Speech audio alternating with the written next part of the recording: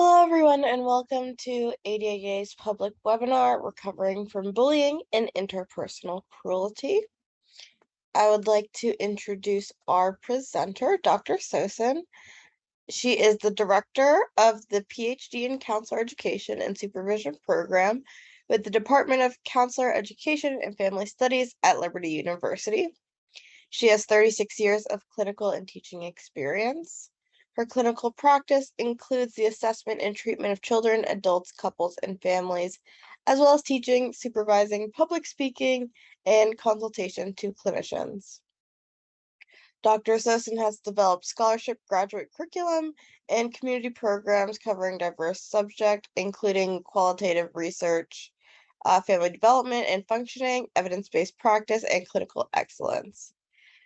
Her primary research interests include the integration of creativity, culture, and spirituality in evidence-based practice, qualitative research related to counseling practice, emotional development, and emotional regulation. Thank you so much for joining us, Dr. Sosin. We'll hand it over to you.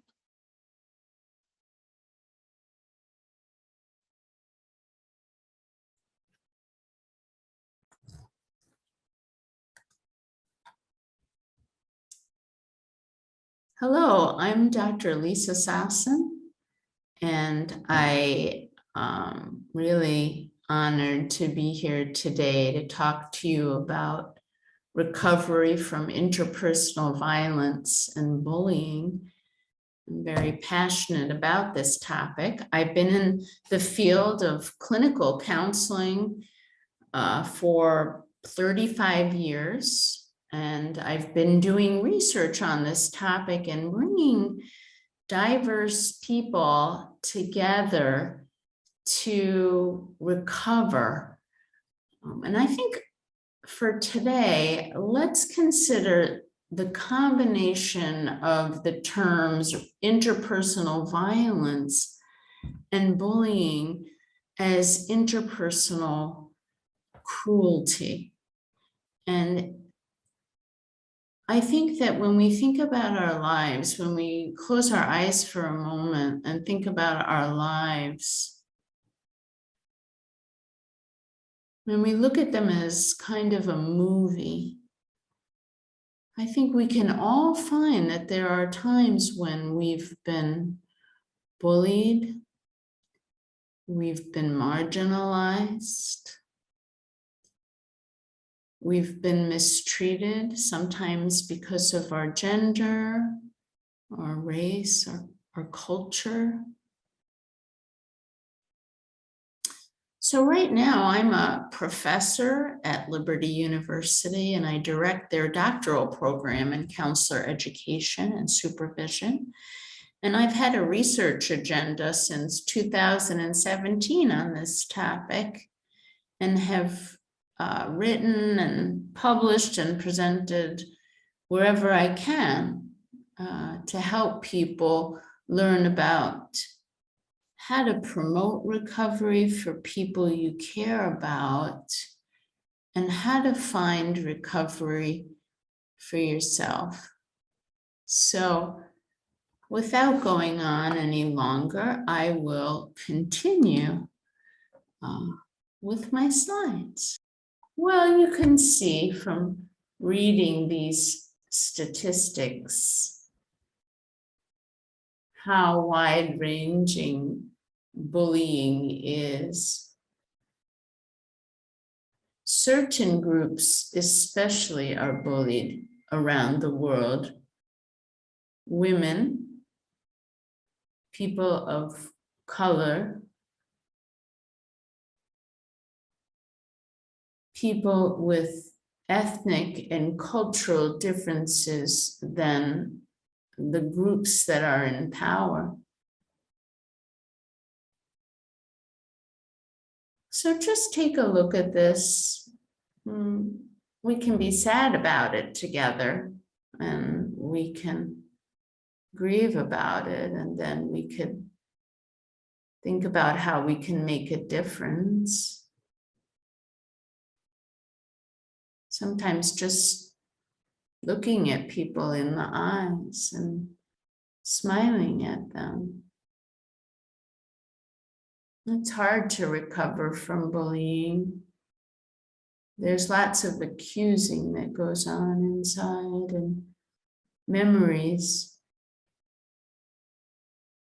but it's possible.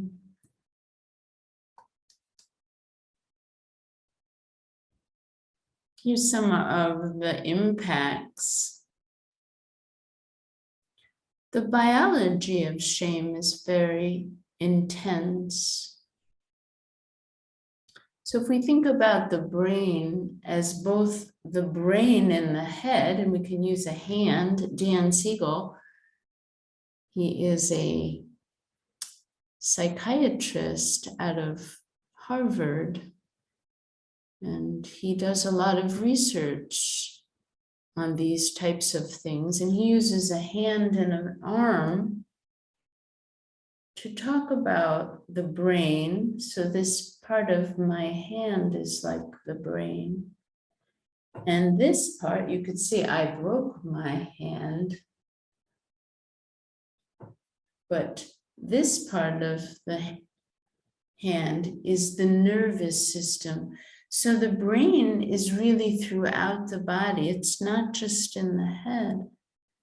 And that's why we can't just talk ourselves out of trauma, because the body, there's a great book called The Body Keeps the Score. That's by Vander Kolk. And you might enjoy that book. It's very validating. The biology of bullying and interpersonal cruelty is that the brain gets very hypervigilant. We can talk about the hippocampus part of the brain will block off pain. So in a sense, a person can become dissociated from their nervous system and knowing and what they feel and what they think. And instead of feeling safe and feeling like they can be themselves, they feel like they have to scan the environment all the time and put on their red nose to please other people, to avoid. It takes a lot of energy to do that. It takes a lot of energy.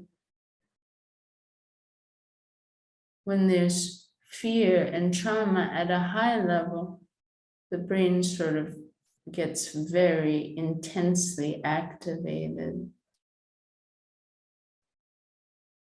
But it really should be in a calm state so we can think and be. And that's why a lot of the interventions that people do are to help people learn to recognize when they're becoming hyper aroused. That would be anxiety. When they're becoming hypo-aroused, and that's when the nervous system is shutting down. If we recognize that soon, we can get back into a calm state easier than if we get super hyper aroused.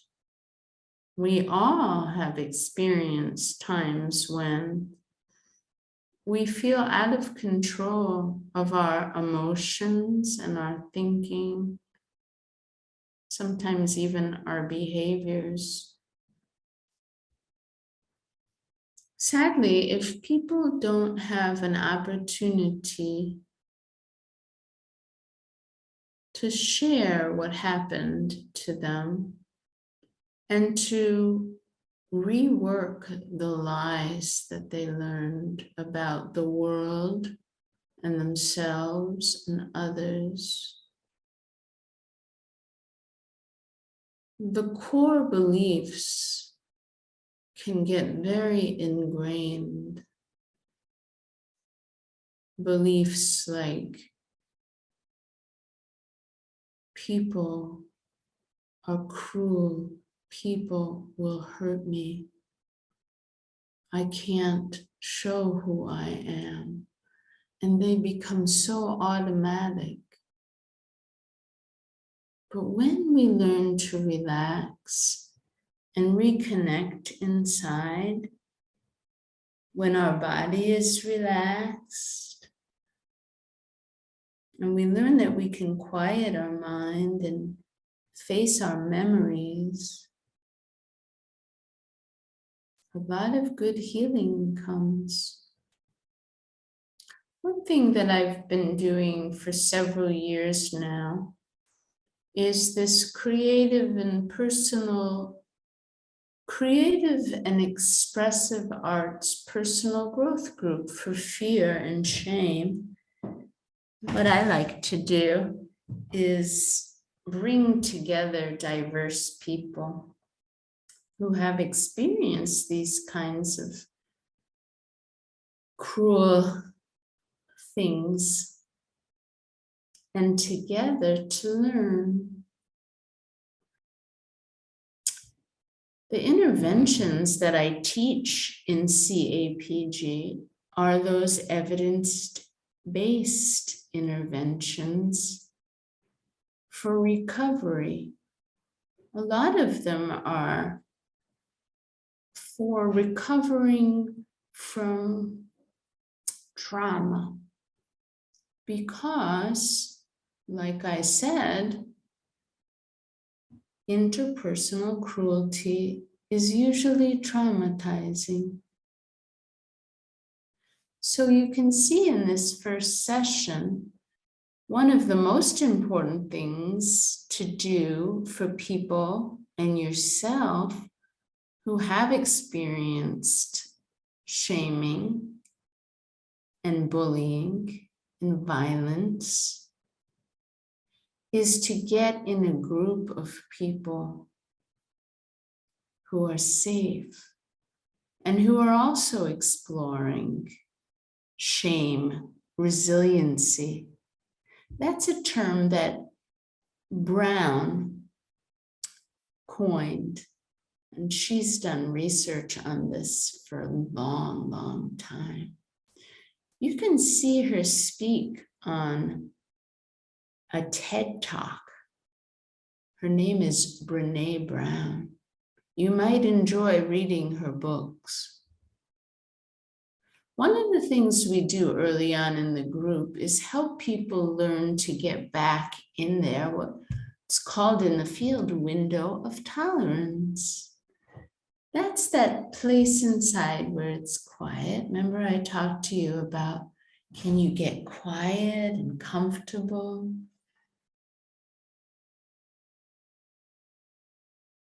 Can you close your eyes and picture yourself in a safe place? You could do it right now. Maybe we're all together on a beach, or you're in a room petting your pet, or with people who love you, or out in nature somewhere. It's important that you picture a place of freedom and safety where you can be childlike and free.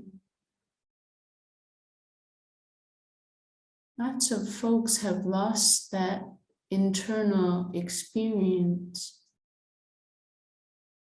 The good thing about doing that often is when you picture yourself in a safe place, in a loving place, with safe and loving people who are affirming of who you are.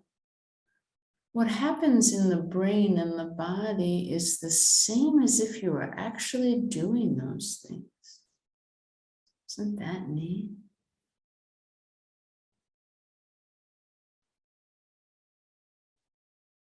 From that safe place, you can begin to mind your mind. You can imagine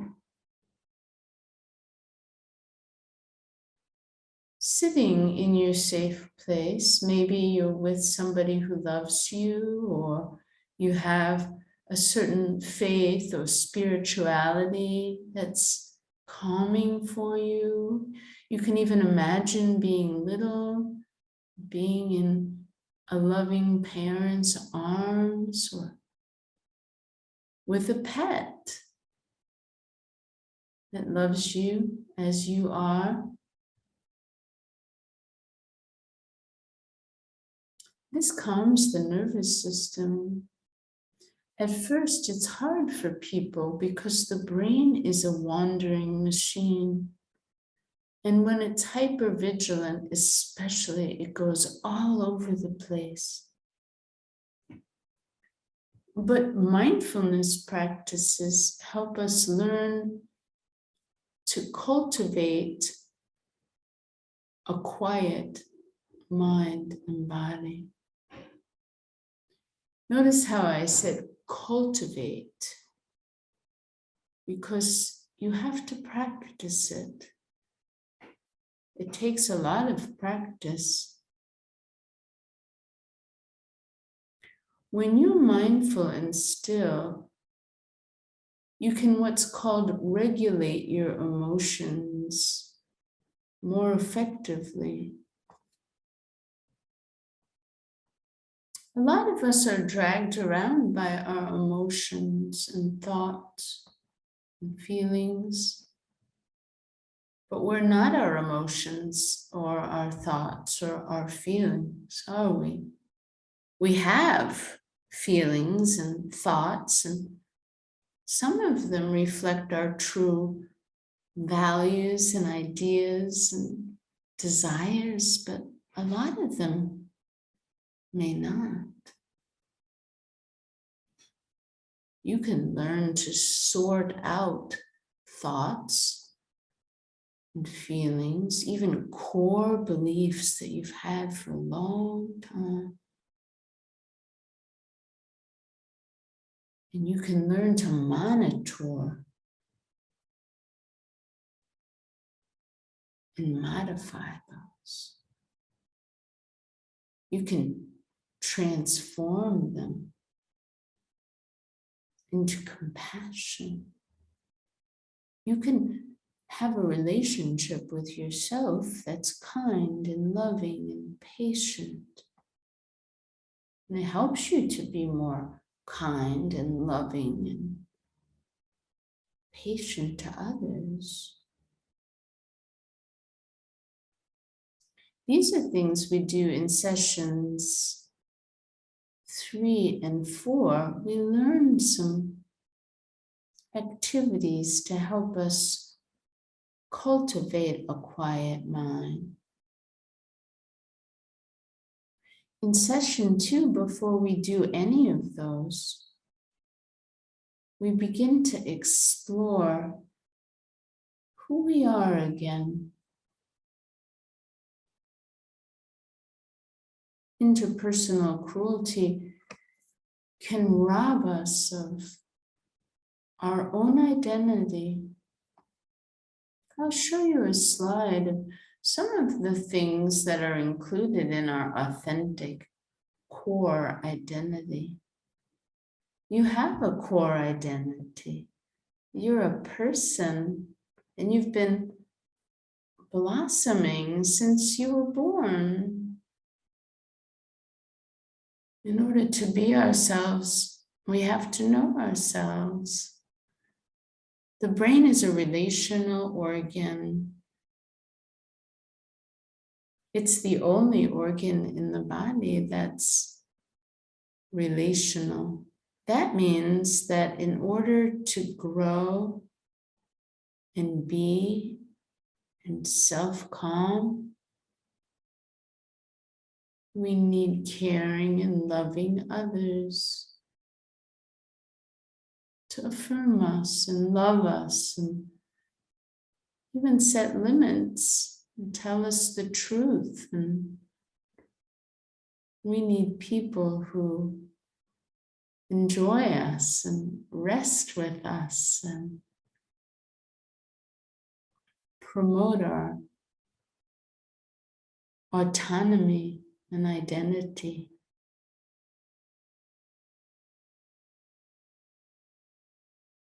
You can work on that. You can work on helping people that you love who have been bullied to cultivate a quiet heart, to monitor their thoughts and feelings and body sensations, and separate out what isn't really true. It's hard to do that. A lot of people believe that bully voice inside that's always picking and criticizing and demanding. But that's not the voice you have to listen to. In CAPG, we also have to face the pain of bullying, sometimes over a lifetime of events. We create a timeline, and people use creative and expressive arts to depict what's happened to them. And they share with each other in just small group of the large group in CAPG. The group isn't very large. It's usually 6 to 10 people only. So there's time to share. This part is called exposure treatment in clinical terms, and it reflects facing the pain, mapping the experience, telling the experience cohesively. That means from beginning to end, reflecting on the thoughts and feelings and bodily sensations you had during that event, and recognizing how they impacted you then and since then. It's a sad time for many people, and the grief can be great. And sometimes that includes getting angry and wishing, and that's okay. Grief is good. Grief is good. We need to grieve. And then we need to fight. We have to fight sometimes. Inside of ourselves, we have to fight lies, and we can become those people who fight with and for others in little subtle ways, if that's more comfortable, or in bigger ways. At the end of CAPG, we have to create a maintenance plan, because it's a short-term little group, and it's going to take a long time to create a new neural network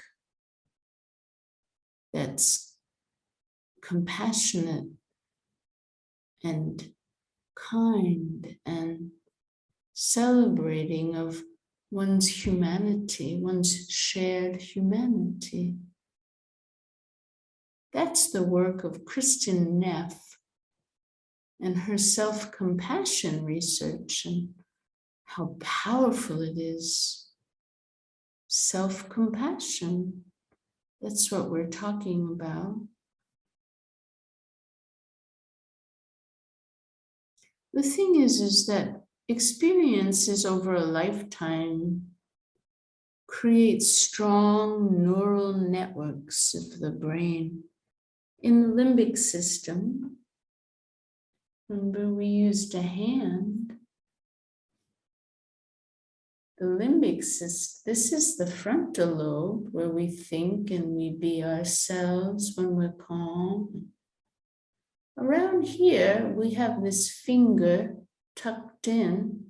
That's the limbic system. And it stores all our memories. And this is the brain stem, and it activates the nervous system. We've probably all heard about that. Fight, flight, play dead. That's what people are fighting, this trauma response that gets activated.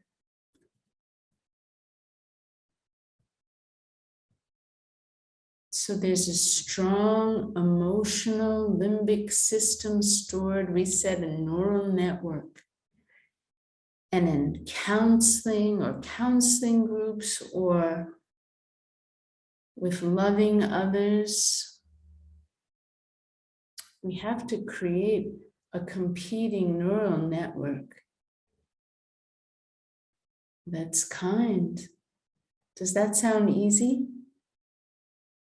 No, because the default mode is the other one. Here's a little summary of what I just said that we do in CAPG. I've been doing research. Recently, just published this piece, 2021, so that's pretty recent, in the Journal for Specialists in Group Work on this intervention for those who have been bullied. And these are the things that people found really, that they found happened to them over the course of CAPG. Of course, CAPG is just one way to do these things. It's nothing really, but reconnecting with self and others, however it's done, developing a toolbox that facilitate recovery and shame, resiliency, understanding that the maladaptive coping mechanisms, well, people who have been traumatized often engage in addictions and controlling behaviors and all kinds of things just to cope with the pain that they feel. And then those addictions become strong in their own way and have to be treated or fought against. People who do these things rediscover their core self and have a sense of restoration. But remember, I told you that they have to tell the story of what happened. They have to recognize what they learned. They have to fight the lies, and they have to practice being themselves. That's why group work is so helpful, because in a group you can practice being yourself with safe people. I hope that makes sense. Here's just another way to say what I've been saying. Anchoring are those practices where we breathe, we calm our bodies, we go to a safe place, we speak loving kindness and peace to ourselves. And these are the other things that I just shared. We don't have enough time to share any more about that. But you can find information. This is an activity I would like you to try when you have time, where you develop a safe place for yourself.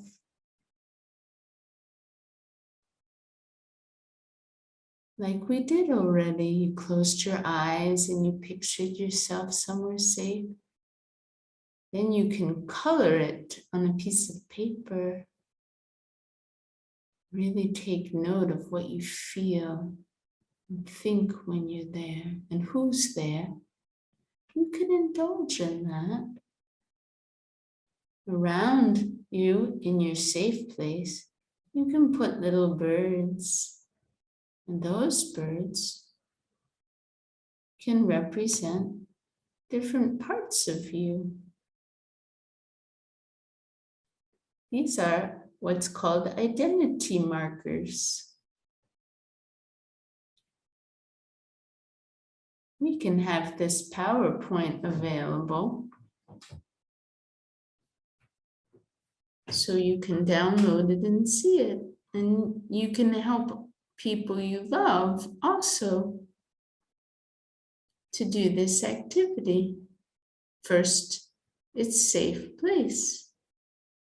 Then they can place little birds around or whatever they want to do. Maybe they want to write a poem or do a dance, but it's important for them to realize that they have all these parts of themselves and they're all precious.